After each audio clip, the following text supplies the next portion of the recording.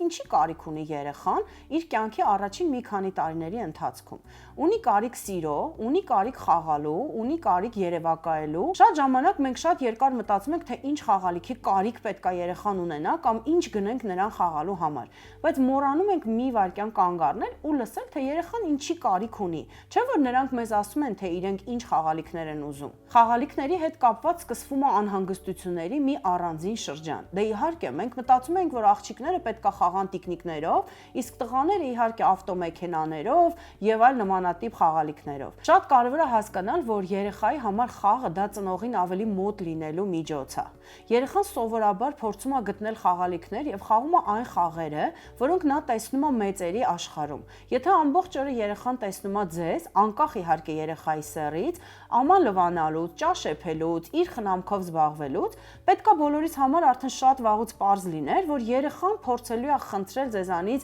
խաղալիքներ, որպեսզի նա կարողանա խաղալ ձեր խաղերը։ Եթե դուք տանը ունեք բժիշկ, ապա երեխան ունի մեծ պահանջ բժիշկ խաղալու։ Հետևաբար նա կխնդրի ձեզանից բժշկական պարագաներ։ Եթե երեխայի ծնողներից ինչ-որ մեկը ունի ավտոմեքենա եւ վարում այդ ավտոմեքենան եւ երեխայի օրվա գոնե ինչ-որ մասը անցնում ավտոմեքենայի մեջ, ապա նա կունենա ցանկություն խաղալու ավտոմեքենայով։ Օրինակ անցած տարի իմ ընկերուհու աղջկան, իդեպ ով որ հիմա նստած է կամերայի հակառակ կողմում, ձմեռ պապիկը նվիրել էր գործիքներ, որովհետեւ իրենց papan ամբողջ օրը գործիքների հետ ինչ-որ բան է անում, տուն է կառուցում, զբաղվում է շինարարությամբ եւ երեխան նույնպես կարիք ուներ նմանատիպ զբաղմունք ունենալու։ Ձեր տղան եկել է եւ խնդրում է ձեզանից տիկնիկ։ Իհարկե դա ձեր համար սարսափելի իրականություն է եւ այստեղից սկսում են բոլոր վտանգները։ Վտանգներ ոչ միայն ձեր մտքում, այլ նաեւ ձեր արտահայտություններում, որովհետեւ շատ ընտանիքներում, շատ տարբեր ընտանիքի անդամներ այդ իսկ վարքյանից կսկսեն երեխային ղզիկ անվանել կամ ասել հո դու աղջիկ չես, որ տիկնիկով խաղաս։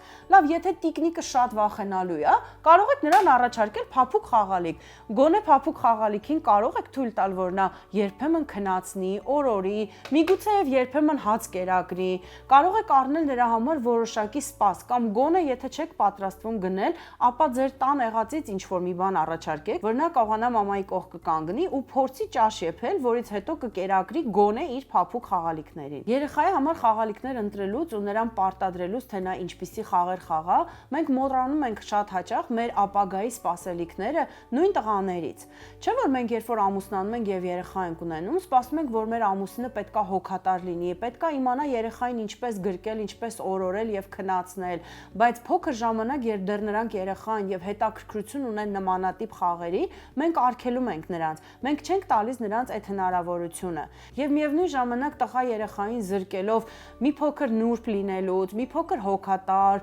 խնամող եւ նմանատիպ հմտություններ ձեռք բերելուց, դրա փոխարեն մենք մեր տղաներին առաջարկում ենք խաղալ, օրինակ նմանատիպ խաղալիքներով։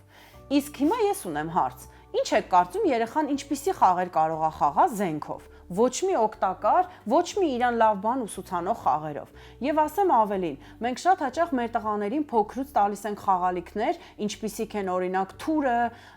զենքերը եւ տարբեր ագրեսիվություն պարունակող խաղալիքներ, եւ հետեւաբար պարզ է, որ երեխան խաղում է ագրեսիվ խաղեր այդ խաղալիքներով, իսկ հետո որոշակի տարիքից չենք կարողանում հասկանալ, թե ինչու նա չի տարբերում, որ քույրիկին օրինակ չի կարելի այդ զենքով խփել։ Եվ մի մոռացեք իհարկե, որ եթե դուք հատկապես ապրում եք մարզերից ինչ-որ մեկում, մի օր ձեր տղան ստիպված է լինելու գալ մայրաքաղաք ապրելու, միգուցե բարձրագույն կրթություն ստանալու համար։ Եվ ինչ է կատարվելու։ Ինչ անպայման է, որ տղայի ամբողջ կուրսը նասկիների հոտից հասկանա, որ նա տանը շոր լվացող չունի, կամ քանի ամիս շարունակ նա կարա դրսում սնվի անօգտակար եւ առողջությունը փչացնող ուտելիքով, նրա փոխարեն, որ տանը կարողանա իր համար ինչ-որ մի բան պատրաստի եւ մի փոքր ավելի առողջ սնվի։ Կամ ինչու ենք մենք ծնված օրվանից մեր աղջիկներին սովորեցնում, որ նրանք ամբողջ օրը պետքա տնային տնտեսությամբ զբաղվեն եւ այս կյանքում նրանց միակ առաքելությունը դա մամա լինելն է։ Իհարկե դա կարևոր առաքելություն է եւ արդեն իսկ մենք մեր երեխաներին դա ցուցանում ենք մեր իսկ օրինակներով, բայց ինչու ենք փոքր տարիքից նրանց փորձում սահմանափակել կոնկրետ մի քանի դերերի մեջ։ Այո, նա կարող է մամա լինի, բայց միևնույն ժամանակ նա կարող է շատ լավ ճարտարապետ դառնա, նա կարող է ուղղակի դառնա ինչ ինչ-որ մի մասնագիտության տերանձնավորություն, որը միգուցեև այսօր ձեր մտքով չի անցնում, եւ միևնույն ժամանակ ձեր տղան կարող է դառնա շատ հայտնի խոհարար։ Նա կարող է մեծանա եւ իր կյանքի առաքելությունը տեսնի մի շատ լավ մանկապարտեզ բացելով եւ սիրի օրինակ փոքր տարիքի երեխաների հետ շփվել, բացի նրանից իհարկե, որ շատ լավ պապա լինի։ Խաղալիքներից բացի մենք իհարկե մոռանում ենք նաեւ հագուստի մասին։ Հագուստը իրականում պետք է երեխայի ոչ թե սեռը ընդգծի, այն էլ շատ փոքր տարիքում, հատկապես շատ փոքր տարիքում, այլ պետք է նրան ուղղակի հարմար լինի, տաք լինի, որպեսզի նա կարողանա իր ձեռնարկած բոլոր կարևորագույն միջոցառումները իրականացնել։ Դուք հագցրել եք ձեր աղջկան կարճ յուպոչկա։ Իհարկե դա շատ սիրուն է, իհարկե երեխան նույնպես կարող է դա հավանի եւ ուրախանա հագնելուց, բայց 5 րոպե նրան հագցնելուց հետո սկսվում է նրա կյանքի տանջալից մասը եւ դուք սկսում եք րոպեն մեկ նրան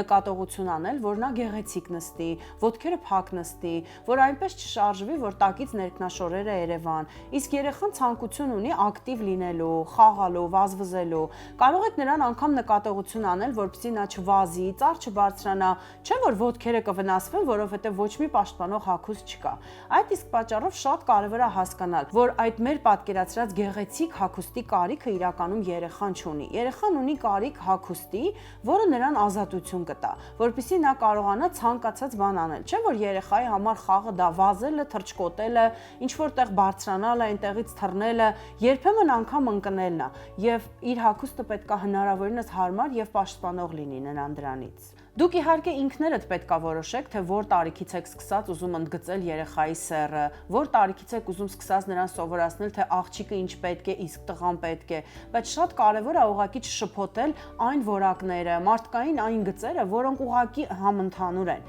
Այսինքն խնամող, հոգատար, աջակից, բարի լինել, ինձ թվում է պետք է երկու սեռի ներկայացուցիչներին։ Ես մամա եմ, ով ունի 2 աղջիկ, ով փոքրուց ընտրել է իր երեխաների համար ազատ հագուստ, երբևիցե չի կաշկանդել նրանց խաղերը, ընդհակառակը ստեղծել է հնարավորություն, որպեսզի նրանք կարողանան զարգանան այն բնագավառներում, որտեղ որ նրանք հետաքրքրություն են ունեցել։ Ու ոչ ես, ոչ դու չենք մոռանում, որ այսօր մեր փոքր երեխաներին դաստիարակելով մենք կերտում ենք ապագայի սերունդը։